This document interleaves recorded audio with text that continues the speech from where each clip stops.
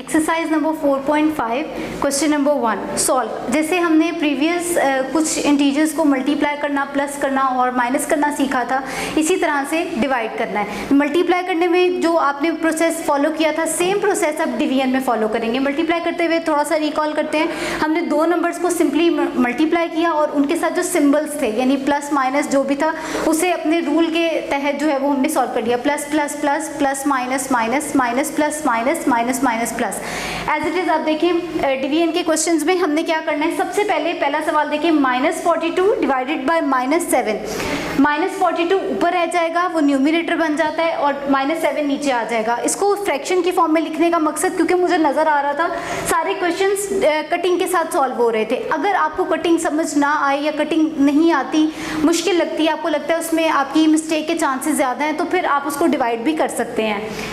42 ऊपर, 7 नीचे। आपने इसको सिंपल क्या करना है, 7 1 जार 7, 7 6 जार 42, 6 आंसर आ जाएगा। और साइन देखेंगे, माइनस माइनस प्लस, अपना रूल याद करेंगे, माइनस माइनस प्लस, तो आंसर के साथ क्या आ जाएगा, प्लस। सेकंड क्वेश्चन देखिए, +36 डिवाइडेड बाय +9। अगेन आप 36 को ऊपर लिखेंगे, 9 को नीचे।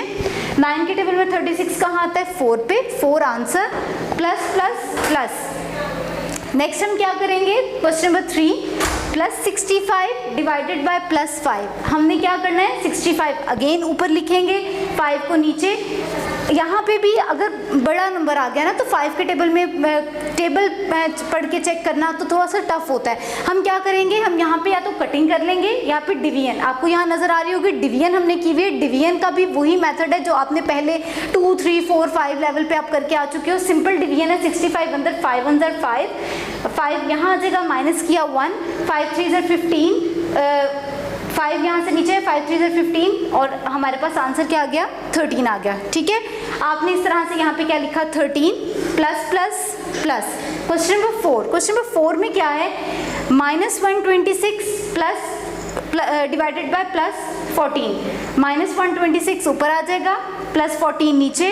अगेन 126 और 14 दो बड़े नंबर्स हैं।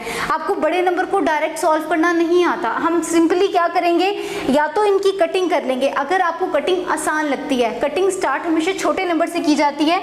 ये दोनों इवन नंबर्स हैं, यानी दोनों 2 के टेबल पर डिविजिबल बाय हैं। 2 पे स्टार्ट करेंगे, 2 7 जार 14, 2 6 जार 12, 2 3 जार 6। अब देखिए 7 प्राइम नंबर है, यानी 7 वो नंबर है जो सिर्फ अपने टेबल पे जाता है। यहाँ 63 है, आप चेक करेंगे 7 के टेबल में 63 आता है। 7 1 जार 7, 7 9 जार 63। मेरे पास आंसर क्या आ गया, 9 हम नीचे लिखेंगे, माइनस प्लस माइनस, रूल के तहत आंसर के साथ क्या आ जाएगा, माइनस। ठीक है, नेक्स्ट क्वेश्चन पे आ जाए, -189 डिवाइडेड बाय -21। अगेन इनको फ्रैक्शन की फॉर्म में लिखने के बाद आपने देखा दो बड़े नंबर्स हैं। अगेन बड़े नंबर्स को सॉल्व करने के लिए आपने या तो कटिंग करनी है। अगर आपको कटिंग में प्रॉब्लम हो रही है और आपको कटिंग नहीं समझ आती, गलती के चांसेस आपको ज़्यादा लगते हैं, तो आप कटिंग नहीं कीजिएगा। आपने सिंपल उसको, जैसे हम छोटे लेवल पर डिवाइड करते हैं, आपने उसको सिंपल डिवाइड करना है और आंसर निकाल लेना है। यहाँ कटिंग का मेथड आपको दिखाया हुआ है।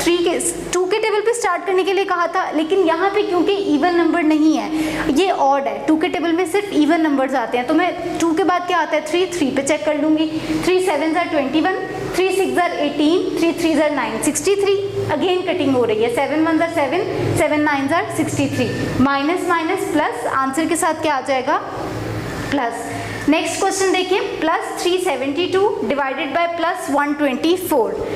+372 ऊपर, +124 नीचे। अगेन दो बड़े नंबर्स हैं। आपने क्या करना है, आपने इन दोनों नंबर्स को पहले 2 पे डिवाइड करना है। 2 6 jar 12, 2 2 jar 4, 2 1 jar 2, 1 carry, 2 8 jar 16, 1 carry, 2 6 jar 18, 2 3 jar 6, 2 1 jar 2, 2 9 jar 18, 2 3 jar 6, 31 1 jar 31, 31 3 jar 393, plus plus plus, आपके पास आंसर क्या आ जाएगा, +3।